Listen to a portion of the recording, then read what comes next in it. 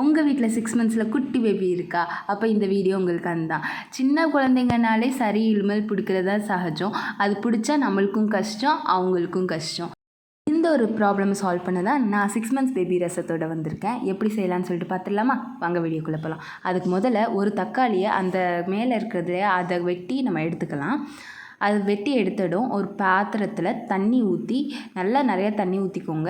அதில் நம்ம கட் பண்ணி வச்சுருந்த தக்காளியை போட்டுக்கலாம்.